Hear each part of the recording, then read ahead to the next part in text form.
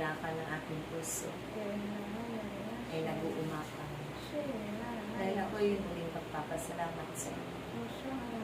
Aking mga kapatid, aking mga minamahal, sa araw na tuwing tayo nagtitipan at sa maghapon ng inyong buong buhay, ginugugol ninyo ang inyong mga sarili, oras at panahon para sa gawain ng Diyos. Ito'y aking napagmamasdan. At ang lahat ng iyon ay akin ang ginanap. Ako'y nabubuhay pa sa sanlibutan, sampo ng aking pagpatuloy ninyo aking ang inyong sinimulan ang mga mabubuting bagay.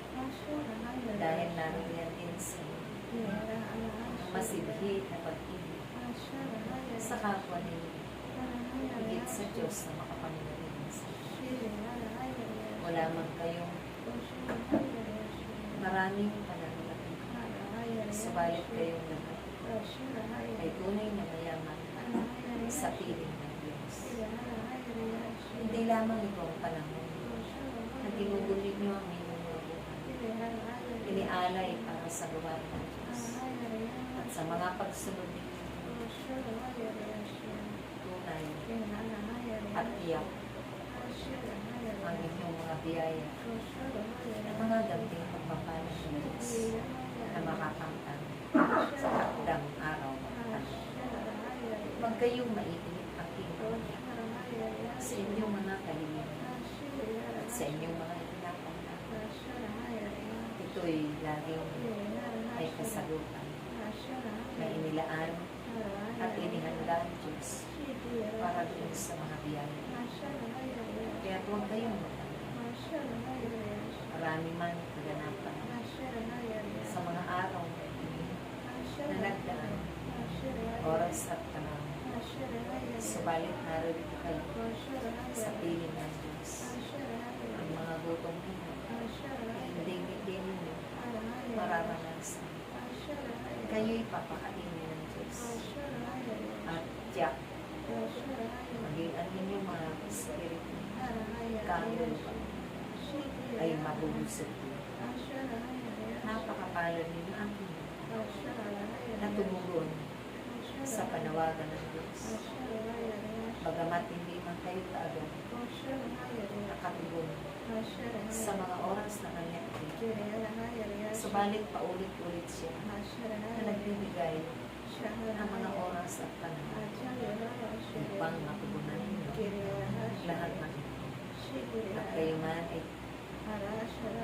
tumibay ang pagtitiwala at pananampalataya sa Diyos na maging sino sa sanglibutan ay hindi kayo makapagod. Lalong-lalo na ang taglay ninyo kapangyarihan. Higit na kayo man ay bibiyayaan ng Diyos mga karunungan at katalinahan sa pamamagitan ng inyong mga pagsusunod. Sundin na ipalaganap ang kanyang salita, pag-aralan at pagsanayan ito, na kailanman ay hindi ninyo pinanghihinawa.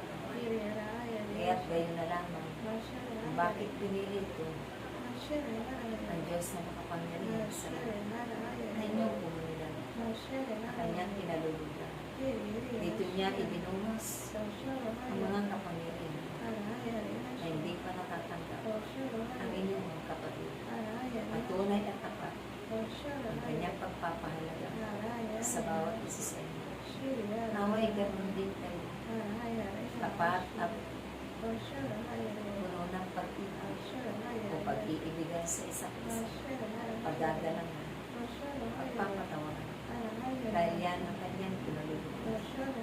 At lagi kayong mababa sa inyong mga kapwa-tao, higit sa Diyos, makapangyarihan sa inyo. Huwag kayong palilin na sa mga tukso na pagkakasalanan.